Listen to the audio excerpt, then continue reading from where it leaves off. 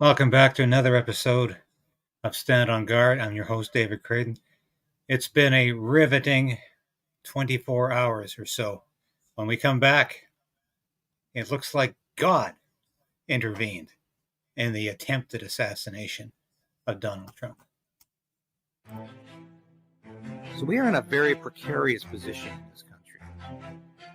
We need political change, but we also need the resolve to resist.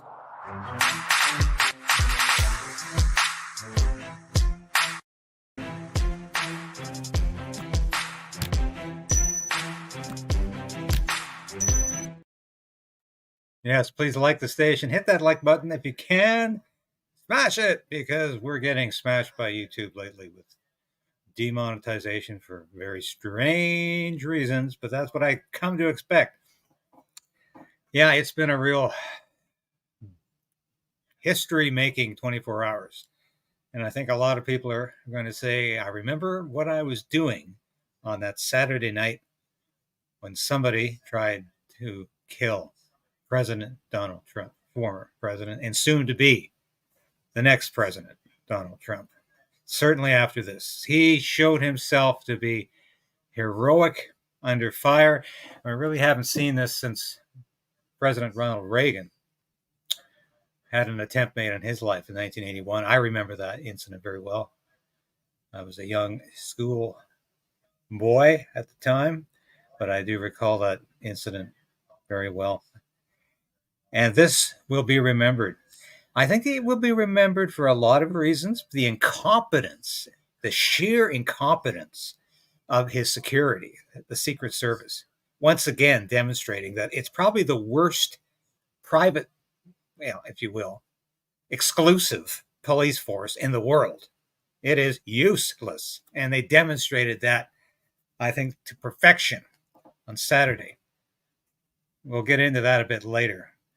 But if you've done any research on the Kennedy assassination, you know how his Secret Service wasn't there for him. There's actually one conspiracy theory that he was actually shot in the crossfire by one of his own Secret Service agents. I don't believe that particular angle, but it's well known. It's a well-known fact that the night before that assassination, they were out partying, drinking till about 3 o'clock in the morning at a strip club in Dallas, and none of them were in any shape the next morning to protect the president. It totally responsibility. But what happened to the security here? Well, we're going to listen to Dan Bongino a little later. Of course, the former Fox commentator. He has his own YouTube channel now, and he's a former Secret Service officer, so he shed some light on this. But I want to talk first of all about how miraculous this incident was in terms of how Donald Trump's life was saved by a split second, a fraction of a moment, by literally centimeters. A bullet could have hit him in a vulnerable part of the head, and not just the right ear, but could have hit him in the forehead, could have hit him in the neck, could have knocked the back of his head off. A number of things could have happened, and it appears to anybody watching this that God intervened. Let's listen to this. I listen to Benny once in a while. He's a colleague from the Daily Caller. We both worked there at the same time, but he has an interesting take on this. It's a man named Dan Scavino. If you know Trump world, you're very familiar with Dan Scavino. He's sort of in charge of Donald Trump's online personality. He's in charge of all of Donald Trump's social media accounts. It's a very big job, and Dan Scavino is a legend. Dan Scavino said something, again, that just shook us this morning. Here's what he says. Thank God last night's rally was one in which President Trump wanted to use and reference the Jumbotron, something that Donald Trump does sometimes, but doesn't do other times, causing him to slightly move his head at the moment the shots were fired. He is grateful for all the prayers, love, and support as we prepare for Wisconsin. Check this out. Trump's sudden head movement rotated his head clockwise, milliseconds away from this headshot, blowing out effectively the back of his head. Watch this slow motion turn at the very last second as the first shot is fired. First, let's watch it at full speed. I want to really see something that said, take a look at what happened. You've seen this clip, ladies and gentlemen. Now, you heard the first shot ring out. You see how quickly this is all happening. Now, watch it in super slow motion. You can see President Trump referencing a large jumbotron that had some economic data on it. Donald Trump turns his head. When he hears the shot, the blast takes his ear off in that second. Let's go back. Donald Trump turns his head right there when he gets hit. There he's hit. The turn of the head, the clockwise turn of the head saved Trump's life. In that very instant, ladies and gentlemen, Donald Trump is alive right now because of divine intervention. Check this out. You probably haven't seen this. Flag got tangled today at the Trump rally right before Trump came on. It looks like an angel. This was the flag behind Donald Trump that was tangled. Isn't that fascinating? That is, a lot of people would dispute the relevance or the importance of this, but I find it absolutely fascinating. Many online saying it looks like there is an angel literally hovering over the stage at Donald Trump's rally. Everybody online is looking at the schematics here and saying, oh my heavens, this person had an open shot on the president, this monster, this dead monster, left-wing Democrat, had an open shot on President Trump. Eyewitnesses say that they screamed and yelled for the police to do something about it, and nothing happened. The head of Secret Service and leader of the security detail should resign immediately in disgrace, says Elon Musk. Yeah, he sure should. This is absolute nonsense. I'm going to put Bongino on in a minute, but more about this divine intervention. Absolutely fascinating. I found this clip this morning. It's being played by a lot of folks on the internet. I hope you haven't seen it yet, but if you have, it's worth seeing again. This is the entire clip. Most people are just playing about 15 seconds of it. This runs for about 2 minutes. If you haven't seen it, you'll enjoy this. And that's whenever I saw Trump, and I saw a red wave coming out of Michigan, and then I saw Oklahoma, and there was embers of people, and they were all on they had torches all throughout Oklahoma, and they were raising up these torches that looked like fire, and they were bringing forth a new patriotism upon the nation, and it was being birthed, and it just kept spreading like fire all throughout America, all throughout. And I saw Trump rising up, and then I saw an attempt on his life. This bullet flew by his ear, and it came so close to his head that it busted his eardrum. And I saw he fell to his knees during this time frame, and he started worshiping the Lord. He got radically born again during this time frame. I'm talking, people say he's saved now, but he becomes really on fire for Jesus, for what I saw coming. And then I saw people interceding when I saw him winning the presidency through great. The Lord showed me it would go clear into the summer. Great persecution would come on him through the judges and through the law and all these people trying to sue him and all this stuff. But there would be a stop to it, and things would start to break free come toward the fall. And then I saw him winning the election through the Patriots coming out and voting, and then there will be a great economy crash. Yeah. I saw they had a great economy plan, a crash. Yeah. Worse than the Great Depression. And the Lord warned me about this. It would be a great dark time. But I saw paddles coming upon America's soil like a shocking of the soil. And I saw Donald Trump praying in the office of the Oval Office. And he was weeping before the Lord with his hands on his head like this, but he was weeping. And there was ministers and people. I don't know if they were senators or Congress people or whatever. I just saw them pacing and back and forth inside of the White House. I'm sorry, what is the White House? But it's the Oval Office. Yeah. And they were interceding all inside there, and I could feel the presence of the Lord so strong on this. And then I could see that darkness that was the heaviness upon America with the financial crisis of what I saw coming. It started to lift above the trees, and I saw the blue and the things coming back out, and the green times and the good times coming back again. But the Lord said it would be forth a time of a season of a shaking, and it would be a shaking to awaken. And in this, this would basically that he was not done with America. Fascinating. That there's other prophecies on the internet. I didn't include them all in this broadcast, but you can find them. He's not the only individual who made a prophecy like this about an attempted assassination on Donald Trump. And of course, there's so many questions about how was this allowed to happen. Clearly, the security was lacking. This guy was described by several eyewitnesses as standing on top of the roof. One witness described him as bear climbing to the top of the roof with this rifle. Some have described it as an M16.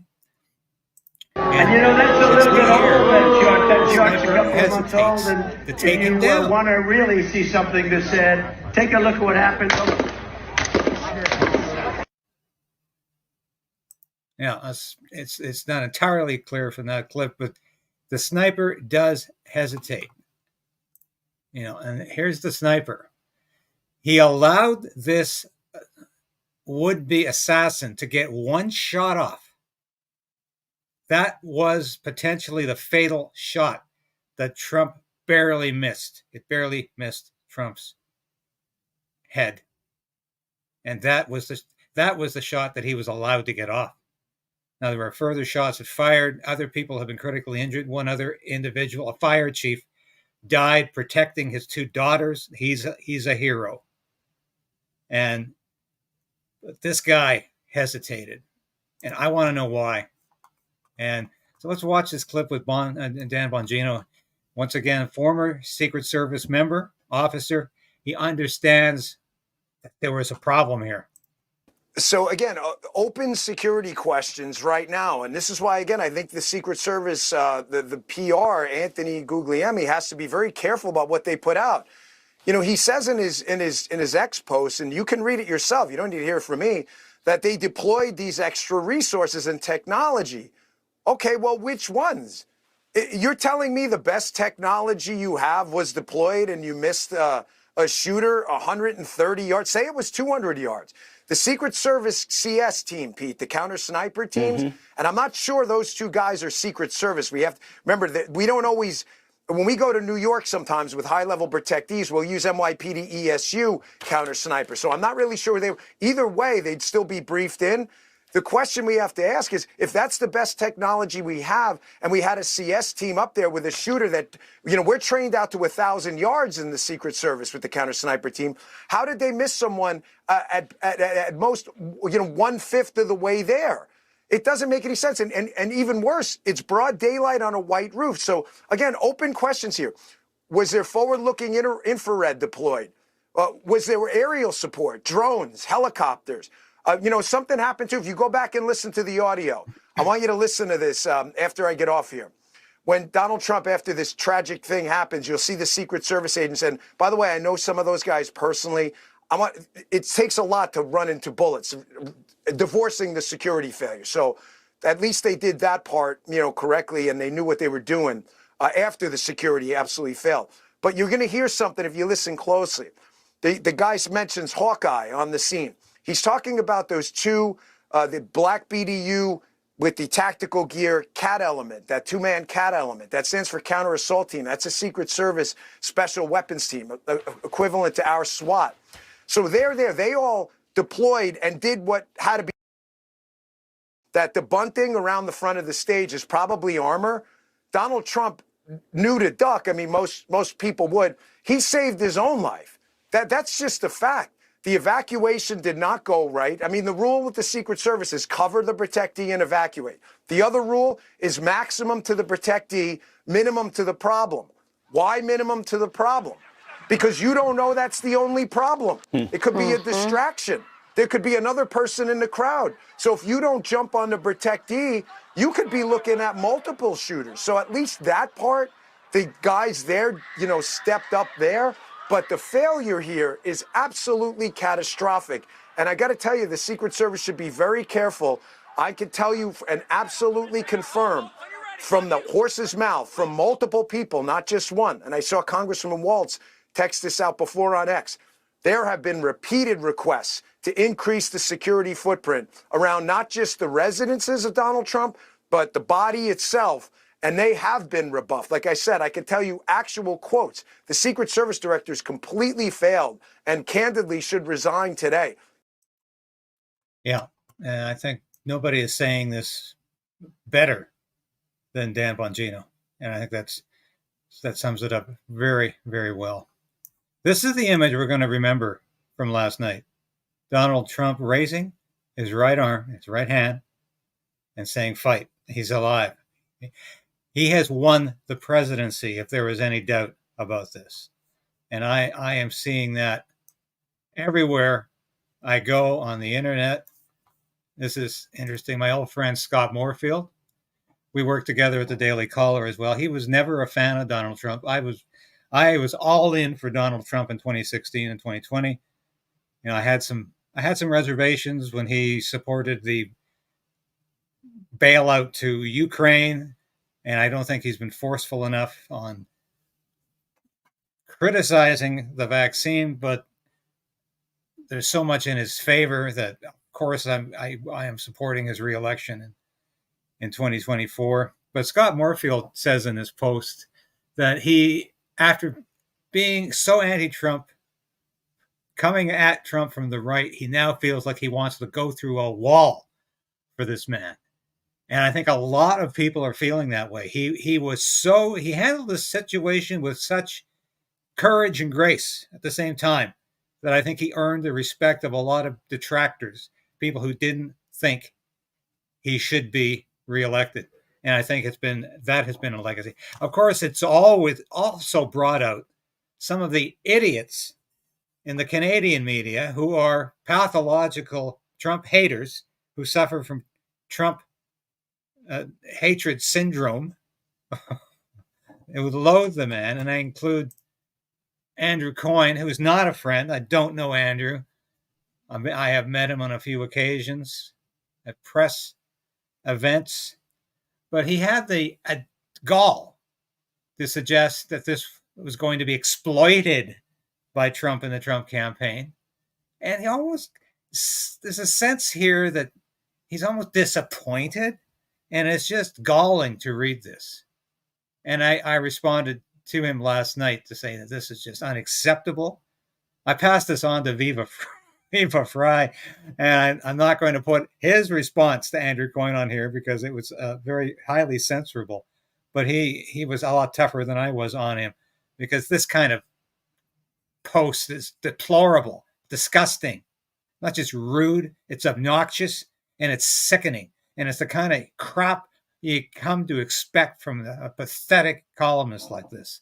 And I am completely exposing this and calling it for what it is: worthless drivel. But that's the kind of response we got. And of course, CBC had to get in on the act too. And this is how a CBC, and I'm sorry I haven't got the name. This was sent out this morning by a contact in British Columbia, who is a bit of an independent journalist and works very hard against woke ideas and woke ideology, goes by the handle Odessa. And she sent this. And this picks up a little bit, I think, on what Alex was talking about. What will Donald Trump say? Again, back to rallies that I've attended and rallies that we've all seen on television over the course of years now.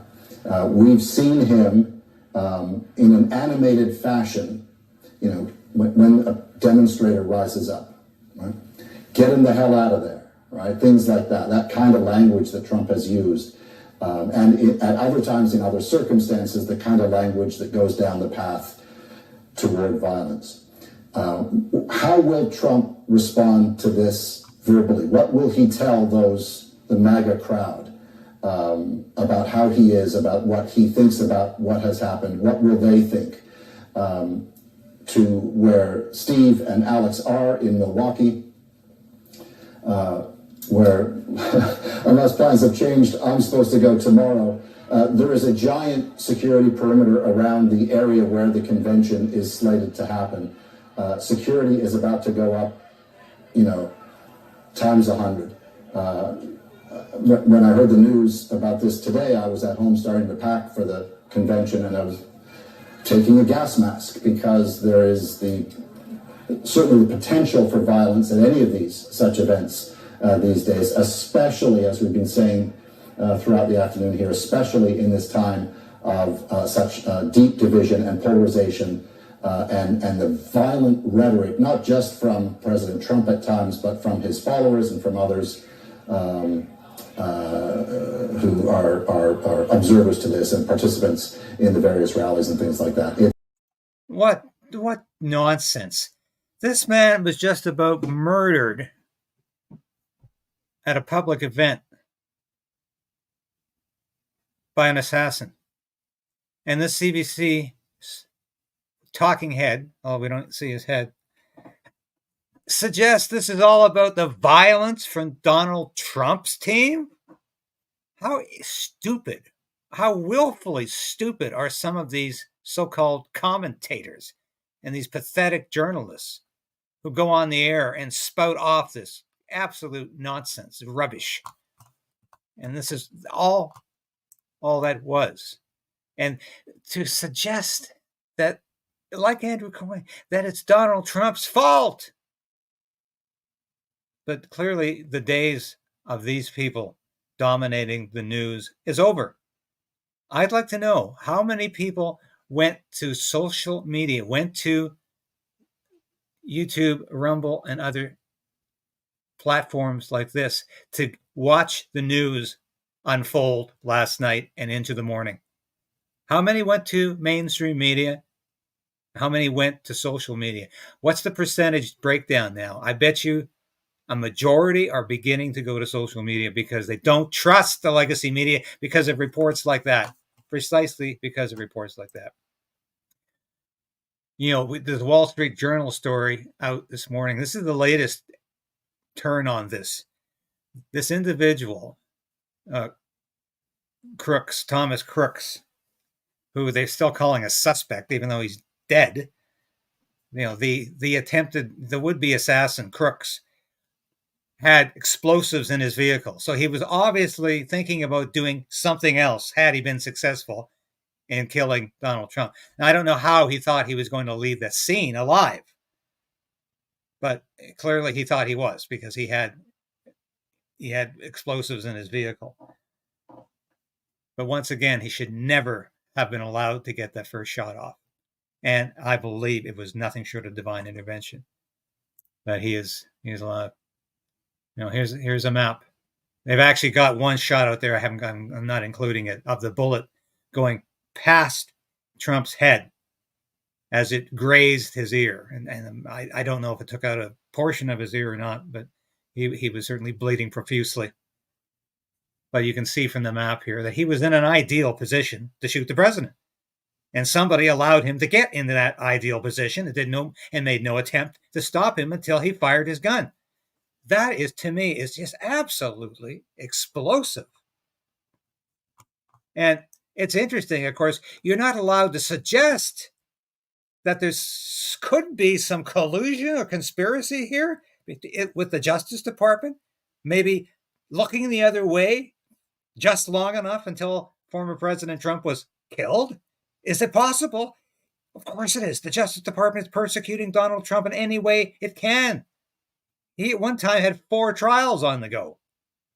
It looks like he's going to be victorious in all of them.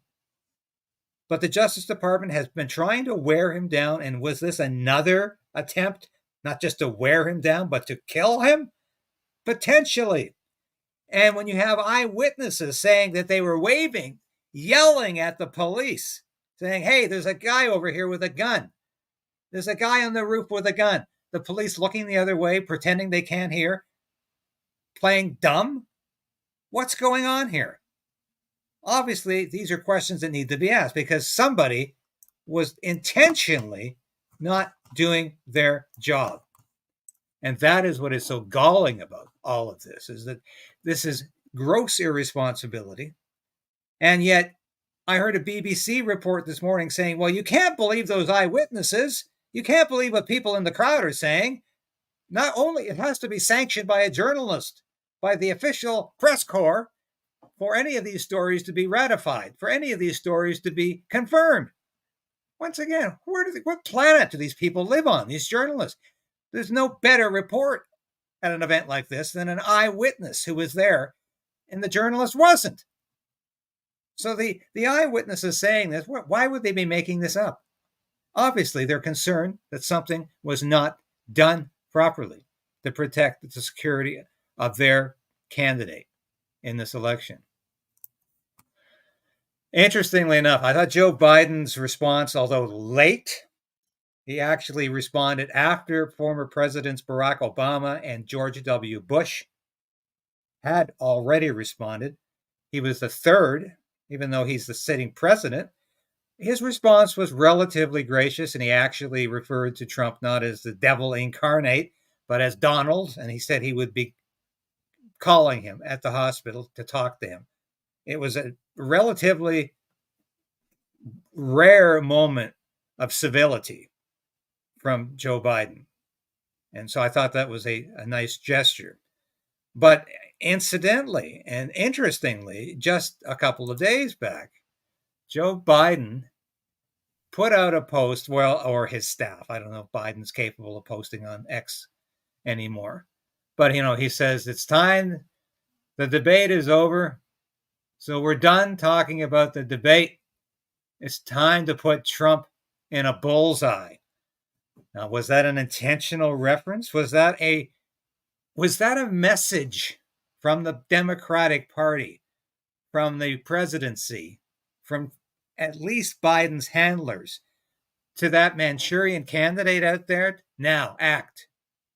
Put Trump in your bullseye and kill him. Was that the intent of that post? We don't know for sure, obviously. But there's something about this that smells. Just thank God Donald Trump was not killed, because the way things are going in America, I think only one man is going to stop the border crisis, the economic crisis, and the foreign war crisis. I think he's the only man who's got the political clout to do it and who actually will follow through this time. In the past, he underestimated the strength, the power of the deep state. He underestimated the willingness of his enemies to do anything that they could to stop him, to destroy him, to put him in jail, to ruin his reputation, to demolish his presidency. He underestimated how ruthless his enemies are, and he can't do that again. I'm not suggesting he's going to do what the Democratic left is saying, that he's going to create concentration camps and put people away, destroy freedom. That's what the Democrats are doing. They're projecting their lack of ethics and values on Trump and the Republicans. The Democrats are projecting. But Trump needs to take the deep state seriously, a lot more seriously, in his next term, which I'm sure he will get. And Alex Jones is warning that there might be another attempt. God forbid that should happen. We need now for Trump to continue to move forward, and he can't stop doing rallies. And if this was aimed at keeping people from going to Trump rallies, it will not succeed, because these people are gutsy enough to say, you're not going to stop me. Fear is not going to stop me. And to get back to the point of this, I think this illustrates that God is still active in human affairs. Fear not is in the Bible, the King James Version of the Bible.